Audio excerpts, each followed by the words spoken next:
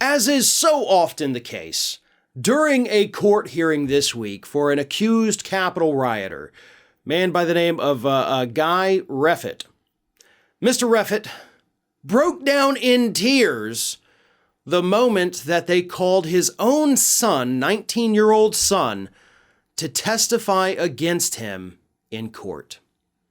And of course, the reason Mr. Reffitt is in tears during this testimony is because his own son threw him under the bus and threw him hard, as he should have, by the way. And the son even admitted at one point, like, this is hard. This is my dad here. But the son went on and admitted that, yeah, in the days before the Capitol riot, dad was sending messages to the family like, this is it. This is the war. You know, it's looming on the horizon. Just all these kind of crazy nutso things, insinuating that, yeah, the father was going to take part in this and that he wanted this war. But there's another thing, another reason why daddy was crying in court. And that's because the son admitted that he was the one who reported his father to the authorities. And that's the part he says that was so difficult to do. And he said he does feel a little guilty for it. I mean, who wouldn't, right? It's your own parent. You know, one half of the duo that gave you life. But here you are witnessing them, going down this downward spiral.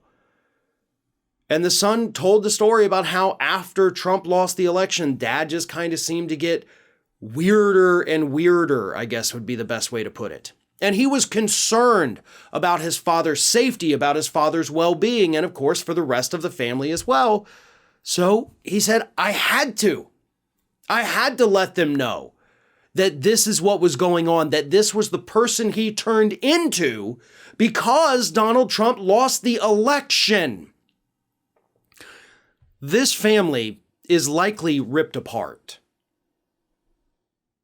And that's never a good thing, right? I mean, obviously, I guess, you know, you can make the exceptions when there is such a toxic family environment and you have to get out, you have to get away from it. But this one in particular didn't need to happen. This is what the cult of Trump has done to families across the country. And this is not a unique story. That's the bigger problem with it.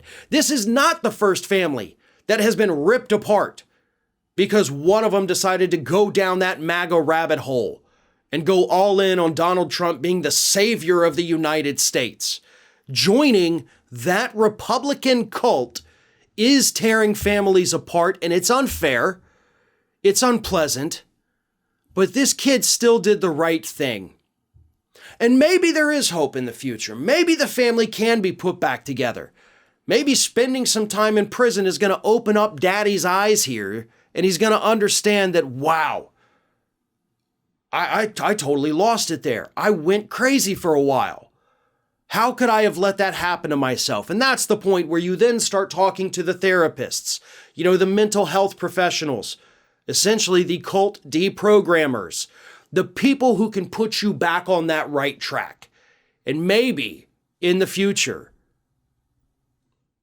they'll be reunited and everything will be great and happy and the dad won't be crazy anymore. Crazy for Trump, that is, not necessarily mentally unstable.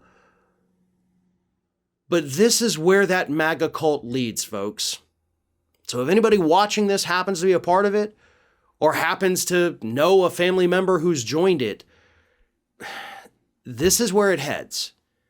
And it's unfortunate and it's unpleasant, but that is the reality that Donald Trump has created for these cult members that he's cultivated over the last 5 years. Hey everyone, this is Aspen. And did you know that for the low cost of $0 per day, you can subscribe to the Fair and Balanced YouTube channel?